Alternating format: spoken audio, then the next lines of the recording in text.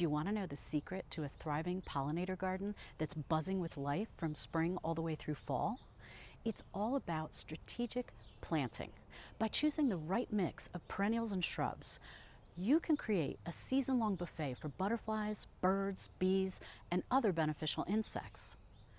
Welcome to Garden Sanity. I'm Laura, and I garden here in Zone 7, Southern New Jersey, and I'm thrilled that today I get to give you this one-year update on my pollinator garden. Yes, I just started it a year ago, and I'm really hoping this inspires you to start your own if you don't already have one.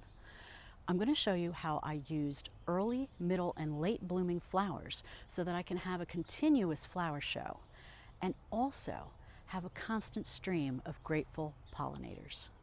So let's get started. So a couple of quick notes overall about this pollinator garden. All of these plants can take full sun. All of these plants need very little to no water once they're established. So whereas last year I did have to water them, not as often as some of the other beds that I have that have sprinklers in them or soaker hoses, but occasionally I did give them some water when I could tell that it was a little too dry. But this year I don't anticipate having to do that at all. If it gets too dry, I will definitely water, but so far so good, and I think these will be a lot better established this year. So this is an easy care, low maintenance garden, another great reason to use a lot of these perennials and shrubs that I'm going to show you today. Also, you may have noticed a couple holes along the white vinyl fence. That is where we had dappled willow shrubs. We had to remove some of them. And that's a video for another day, so stay tuned and I'll explain all about that and what I'm going to do instead. So first I want to tell you what did not survive from last year. And you see this empty space. I had planted 2 blue glow globe thistles, and those were supposed to be 4 feet tall by 2 feet wide. They were supposed to provide some nice height in the back of this bed if you're looking at it from the other side. And they didn't do well last year, and I'm not surprised they didn't survive. So they didn't even come back. There wasn't even a spark. So I'll show you in a little bit what I plan on replacing these with and to fill in this area. But yeah, that was a disappointment. Now in this area, I had an Agistache Mell, which I could not wait to grow and I was so excited about. And it barely came back this year. In fact, here it is. I put it in a pot. I'm going to nurse it and see if I can get it back. But it did go in this spot, and I'll tell you in a minute what I planted here instead. I still want to try another Agistache Mell, but it might not be this year. And over in this part of the bed, I had planted quite a few Sunsparkler Wildfire Stone Crops, which is a ground cover sedum. And you can see nothing came back. And also down here, I have another blank area, and that also was supposed to be the same thing. They didn't come back. I'm really disappointed. I had had them up front, and they got a lot more moisture and were doing great, but they're supposed to be drought tolerant. So I don't know. It's a gorgeous plant. It didn't survive. So again, just gives me an excuse to plant something else. But everything else is thriving, which is a wonderful success rate. So let me take you on a little tour. And we're going to start right here with the Fuzzy Wuzzy Lamb's Ear. Now this is one plant. And here's what it looked like when I first planted it. Very tiny.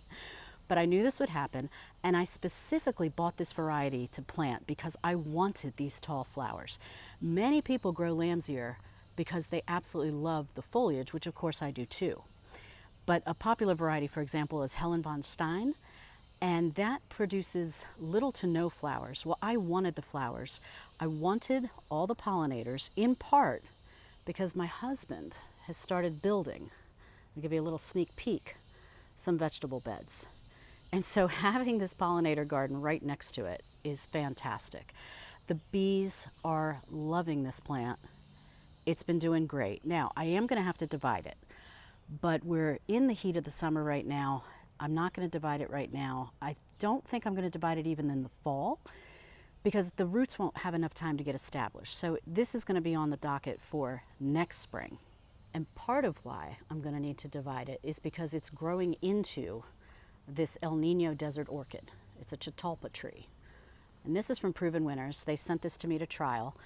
And this can be grown as a small shrub or a small tree. it can get 5 to 8 feet tall. And this has put on a lot of height since last year, so I'm really excited about it. It's a summer blooming desert orchid. And so, as you can see, there are no signs of flowers yet, but a lot of beautiful new growth. I mean, that is just stunning.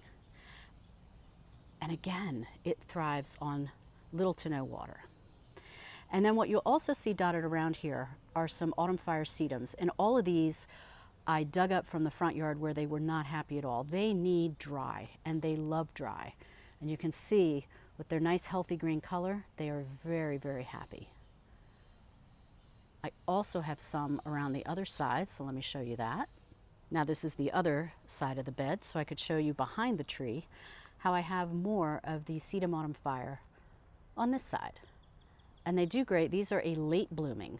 So whereas you see that the lamb's ear is already blooming, the desert orchid will bloom in the summer. These are going to be late summer into fall. So again, a nice already way to have pollinators enjoying this area of the bed all season long. And yes, I did plant a cutting of dappled willow. So that's just growing here. It may end up going back into the vacant, somewhat vacant wall. Again, video for another day. This beautiful shrub is a Beyond Midnight Bluebeard. And this is going to be covered in gorgeous blue flowers late summer into fall and covered with bees. So not only is it going to be gorgeous blue flowers, it's also going to be plenty of pollinators. They absolutely love this plant. This is a beautiful plant. And by the way, this is what I want to do. I want to plant 2 more of these into where I told you the globe thistles did not survive. So I figured 2 more there. They get to be 3 feet tall, so I won't have as much height as I had hoped for that I would have had with the globe thistles, but a 3 feet high, late summer into fall blooming plant right there where there's a lot of summer blooming will be really nice. And then I have 2 blue star juniper shrubs. These don't do anything for pollinators, but birds do like to kind of nestle in them sometimes. You see them picking around underneath, see if they can get some bugs and whatnot, so they're happy. And you see these oak leaves? I swear we have oak leaves falling year round. We have nothing but oak trees and some pine trees behind the fence. Or evergreen trees, I should say. I don't know how many are pine. But yeah, always oak leaves. Next we have butterfly blue pincushion flower, otherwise known as scabiosa. And this, I have a video coming up on this because it is an incredible perennial. This is going to bloom for you starting in the spring, and it's not going to stop. As long as you have a mild fall, it's going to go well into fall. I had flowers into November last year, which was pretty incredible. Pollinators love this one. Here's some pictures of what it looked like just 2 weeks ago when it was fully flushed out in blooms. I mean, absolutely covered. I just deadheaded it earlier this week, and you can see there's even a few more that need to be deadheaded off. And as long as you keep deadheading and cutting off the old blooms, or you could even cut off current blooms if you want to put them in a vase, these will come back nicely. You don't even have to deadhead and you'll still get flowers, but I like to deadhead. And I will show you exactly how I do that when I have this video in a couple weeks on this incredible perennial. Now I'm back over on the other side to show you Razzle Dazzle Delosperma, otherwise known as ice plant. This is a hardy ice plant, the good kind, not the invasive kind. And yeah, it's got some leaves in it. It is basically done with its first round of blooms. We've had rain, rain, rain. We've had so much rain, and this prefers dry and sun. I'll show you a picture here of what the flowers look like, which is absolutely beautiful. This is a newer plant from Walter's Gardens Improve in Winters, and they sent me this as well to trial. A lot of these in here, you'll see are trial plants that they sent to me, but I've also added my own if I've really liked them. I end up purchasing my own because I absolutely love some of these plants, and they've found a home in all of my garden beds, not just this one. So I'm hoping for another flush of blooms. We'll see how this goes, but it's spreading nicely, and this is an evergreen, by the way, which is also nice for winter color. And then here are the Arizona apricot blanket flowers. Now what's really interesting is last year, I have 2 of them here, by the way. Last year I had flowers that looked mainly like this. They were really yellow, And I thought, geez, they don't look like the pictures. You know, you always want to, you go by the pictures when you want to buy a plant. But look at this. This is what they're supposed to look like, at least according to the pictures. So this plant is doing that, and maybe the other one's going to develop more. I know when they first come out, they're going to be more yellow, and then the color gradually develops over time. And this one, you don't even need to deadhead this one. It will just keep blooming and blooming and blooming its heart out. And you can see some of the blooms are done, and other ones are just starting. And there's a nice fat bee right there enjoying everything. I'll tell you, these are workhorses. I would definitely say this is a must-have perennial. Not fussy at all, and if you aren't into deadheading, this is your guy or gal. And then next to the Autumn Fire Sedums are two, actually three, Millennium Aliums. And again, this is a workhorse perennial because as you can see, they're just starting to get some of the flower buds on this one. And I guess a couple of the others are showing that as well. But what's really nice is look at the foliage. It's just beautiful, and it provides a nice backdrop to everything else going on. It's a beautiful deep green color. Really like it. And then the flowers are long blooming as well. It's just a great plant, but even when it's not flowering, it's dynamite. And I just want to pause and tell you that I'll link to a video at the end that shows all about how we built this bed, because my husband did a big part of that, and also about in depth I go on each one of these plants and shrubs, perennials and shrubs. And that's where you're going to find all the growing requirements, whether it's native, if it's deer and rabbit resistant, all that good stuff. So I'll link to that video at the end. So this is more of an overview for you, and then you can get all the good details in the other video. Now, next to the Millennium Alium, nestled right in here, is a Lemonium. This is a sea lavender, and this is called Dazzle Rocks. And I was not expecting anything its first year. This actually needs to mature before it flowers. And so the first year, you're just not going to get anything. So this is one of those where you've got to be patient when you plant it. And it didn't even look like much last year. At least this is putting out nice leaves at the bottom. And then look at this. I've got some nice flower buds. So I cannot wait to see what this looks like, and I cannot wait to show you. I fell in love with this when it was on the cover of Bluestone Perennials catalog a year ago. And so that's why I bought it. And so let's stay tuned for this. That's supposed to be a beautiful lavender color, and I thought it would go really nice with the Scabiosa. And then we go into this bed, and what this is, I just did a video on this, and hopefully you saw it. If not, I'll link to that in the description area below. This is Pensum Rose Rhinestones, and it's cut back because it is all finished blooming for the season. This is not going to bloom again. It's a one and done, but it's a late spring, early summer bloomer, and the hummingbirds especially love this plant. So if you're looking for hummers, this is one of them. And you can see it's got some little growth starting. So this was just cut back a couple days ago, and it's going to develop new green growth, but it's done for the season, and that's okay because you'll have the Millenniums that'll start blooming, and then later you'll have the Sedum Autumn Fire, and behind that are two Pugster amethyst butterfly bushes. These are dwarf butterfly bushes, and I have two videos on these. I have one on how to deadhead them to keep the blooms coming, and then I have another all about this dwarf variety called Pugster, and there's 5 different colors that you can choose from. And as you can see, these are super happy back here. The drier the better, and they need full sun to thrive. And you can see they're all getting ready to start producing flowers after flowers after flowers. This will be covered all summer long from about, I'd say, end of June through, I want to say I still had 1 or 2 at the end of October into early November. Again, if it's mild. But those are beautiful. And these, there's 3 of them, are Kismmet raspberry coneflowers from Terra Nova Nurseries. Now, Terra Nova has an excellent, excellent breeding program. They come up with some incredible perennials that are just healthy, long blooming workhorses for your garden. Now, what's funny about these, they're absolutely gorgeous. They're only supposed to be 18 inches tall, And so I came out and measured them because I was like, nah, my eyes might not be good. These look taller than that. They're actually twice that size. They're 36 inches tall. The tallest one's 36 inches or 3 feet tall.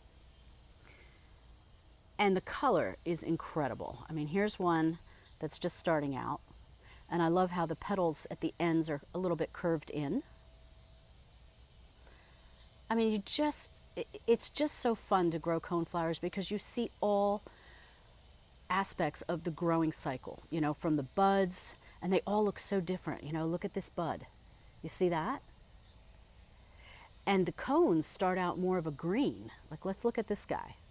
You see that? Look how green that is. But then as they mature, they get this golden brown color. And songbirds absolutely love these. So I never cut my coneflowers down. Again, you could cut them if you want to put them in vases, but I always leave them because birds especially love them, as well as other pollinators. But songbirds really, really love coneflowers. So these are, I'm a fan of these. I love that they've grown so high. And they will be blooming all summer long, which is really wonderful. And in front of those, I have several Cat's Pajamas Cat mint. And I moved these from other places in the garden. I didn't even realize I still had some because I kind of ripped them out. Didn't have a good love affair with them. Partly for user error, human error. I didn't plant them in the right spot. But they're done with their blooms, so I cut them back. And they will get another flush. Again, it won't be as prolific as it was. That's a hard word to say in the heat and humidity. They won't be as prolific as they were in their first flush. But they will be still pretty flowers. Now, behind the Kismmet coneflowers are two pink Picotea stratosphere Gara plants. And again, these are proven winners. Let me go on the other side so you can see them a little bit better. So here you can get a better sense of the height. Now remember, the Kismmet raspberry coneflowers are 3 feet tall. And look at these guys. I mean, the tallest stem, that's easily 4 feet tall. Just incredible. And they produce beautiful pinkish white flowers, and you can see there's more buds on the way. It's just an incredible plant. Now the key to growing Garas, 2 things. 1, stop watering it. So many people that have problems with this plant is they'll say, well, I love it, but it flops. It's flopping over on other things. If you notice, these aren't flopping. And the reason they're not flopping is because I don't water them. They really like it to be dry. Now, if you start to notice some of the foliage at the base getting a little bit yellow, or maybe along the stems, you can water it, but I've never had to. I didn't even have to worry about this last year in its first year. It definitely prefers it dry. So that's the key. If you see it flopping, it's too much water. Now the second thing is it's really important to not cut this back in the fall. Now I know there's people that like to cut everything down in the fall, which is absolutely ridiculous. Just keep everything for the spring. Let the birds and insects hibernate in these plants. I mean, bees especially need places to hibernate in the winter. You cut everything down, they don't have anywhere to go. You want them to stick around in your own yard to help pollinate your other plants, your vegetables. But with this plant in particular, you want leaves to fall around it, and you want the cone to stay protected, the base of the plant. So by keeping all of this foliage here and letting leaves fall around it, it's just a natural protector for it. And that's how they'll come back really well. Now, next to that, I've got a really pretty selection of plants here. First, you've got the double-coated butter pecan coneflowers, and they look much shorter, but that's because they're next to, 4 feet and 3 feet tall plants. So these will get to be about 20 inches, which is not small, but they look it just because of the tallness next to them. Again, these are absolutely stunning, stunning perennials. Again, you get to enjoy all facets of them from when they first are opening up. You see some of the green. They get those fluffy centers, and pollinators do love them. Sometimes with double flowers, like these are, the pollinators have a harder time finding the good stuff. But I've seen bees on these, and they really work at it, and they get at it. Next to it is Coreopsis golden needles. Again, this is a new plant from Walter's Gardens and Proven Winners. I did a separate video on this one, and I will link to that below in the description box. I liked this one. This is the original plant I was trialing for them. I liked it so much, I bought 11 more. So that should tell you what I think of this plant. You see, it's all the buds are just getting ready to start. So this is just starting to bloom. It's going to, again, bloom all summer. This does need to be deadheaded to bloom its best. And that's a pretty easy thing to do, and I showed that in the video that I'll link to in the description box below. And in that video you can see where I planted the other 11. They're all in the front yard in the driest parts of all the garden beds, and they're going to thrive this year. Just planted them all last year. Beautiful, beautiful Coreopsis. And this is called Firefly Red Pop. It's a yarrow, otherwise known as Achillea. Again, another perennial Walter's Gardens is having me trial. And last year, in its first year, I didn't think it did much. And I was like, I don't know, am I not good with yarrow? I don't know. But look at it this year. I mean, stunning color. Just absolutely, that red. And I'm not a red, I mean, you haven't seen red anywhere else in my garden. I'm not really a red person, so I wasn't sure how I was going to like this, but I love it. I absolutely love it, and I think it looks really nice when you have the Coreopsis and that together. So that's a really good yarrow, very strong, very sturdy. There's a little bit of flopping. Of course, we had tons of rain, and I just felt a raindrop. I'm not kidding you. Oh, it's supposed to be overcast today. That's why I'm finally out filming. This is a sea holly, and it's in its first full season. So last year, I'm not even sure if I got a bloom on it, but it's doing better this year. This will eventually get about 3 feet high. And I had one in the front that I love so much that I had to put one back here as well. Absolutely love it. Might consider even getting more of these. The only thing I have a problem with is, I don't know, I feel like maybe the blue and the red clashes a little bit. I don't know, what do you think? It sure is pretty. I mean, that is just stunning. But I really love it, and I can't wait till it fills out more. I mean, that's just a great plant. And also up here, what I almost neglected to show you, was this is Miss Wilmot's Ghost, and this is going to be also a sea holly, but this is going to be more of a ghostly white blue, like almost like a white silver. And I don't know if I'll see flowers on it or if it has to mature more, but it came back, and I was thrilled it came back because I really, really wanted this plant. She was a neat gardener in the UK many, many moons ago, and the story goes is that she liked this plant so much that she would take seeds of it, and when she visited other people's gardens, she would just sprinkle the seeds down. And then, you know, a year later, they had this plant growing, and they were like, I don't know what that is. I didn't plant that. I really like that. It's a sneaky way of spreading the love. Now we're at the very bottom of the bed. I'm just looking up so you can see everything. And at the very bottom, I have 2 other yarrows that I just transplanted, so they're not looking great. And that's the whole point. They weren't looking great up front either. They were getting too much shade, and they also were starting to be overtaken by some black-eyed Susans. So this is Sassy Summer Taffy, which has beautiful pink blooms. I had 3 of them up front. I did keep one up there because it was happy. But these 2 I moved back here. So hopefully they'll be happy with their Firefly Red Pop sibling. We've got another autumn fire sedum I just stuck here, and these 2 small plants are more of the cantaloupe echinacea.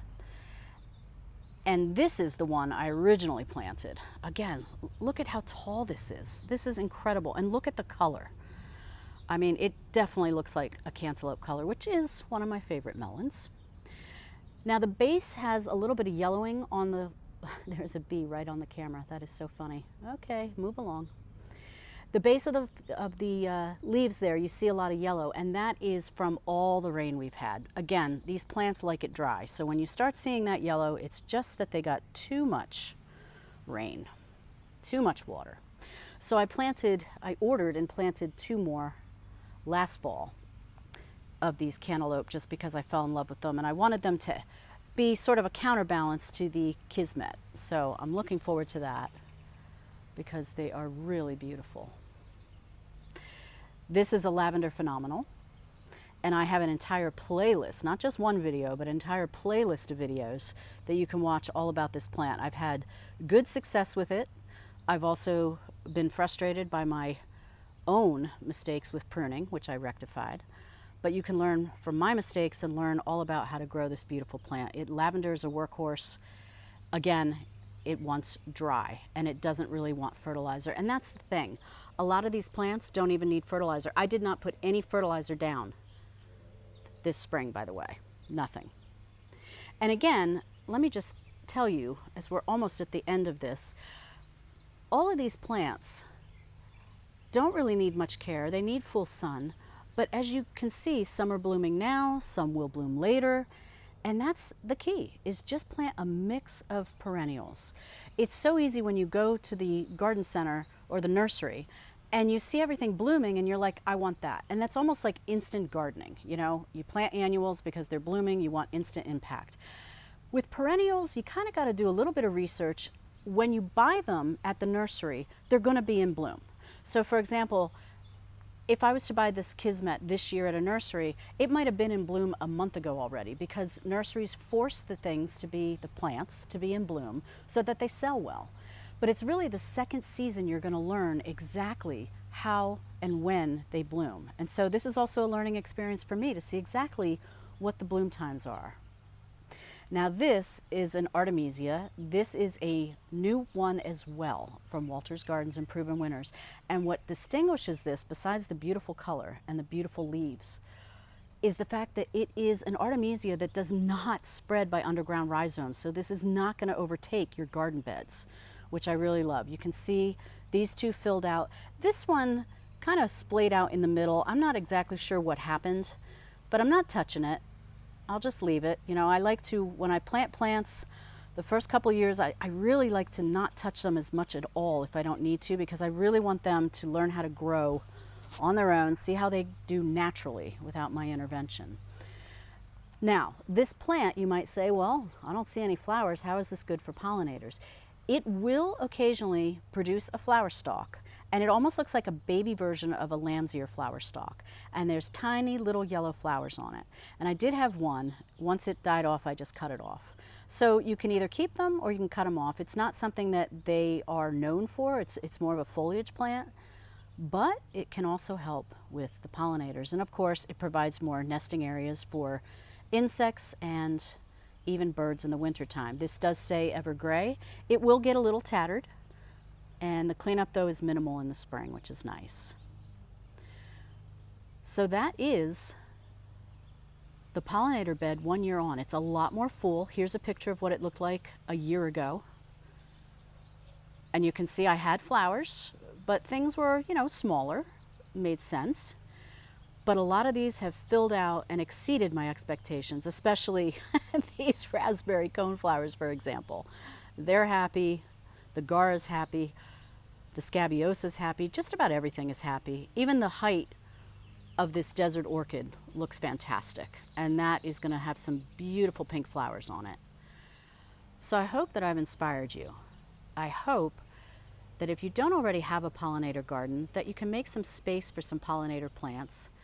Just find a sunny area that you don't really have to water much, other than the first year when they're getting established. And even if you take a few pots, a few decorative containers, and plant a few plants, you can have your own mini pollinator garden, and the pollinators are going to thank you. And that's what it's all about. Because not only is this pollinator garden enjoyable for me, but it's almost more enjoyable for the pollinators that are feasting on it from spring through fall. So watch this video next, and this will give you all the growing requirements and specifics about every single plant in this bed. And until next time, happy gardening.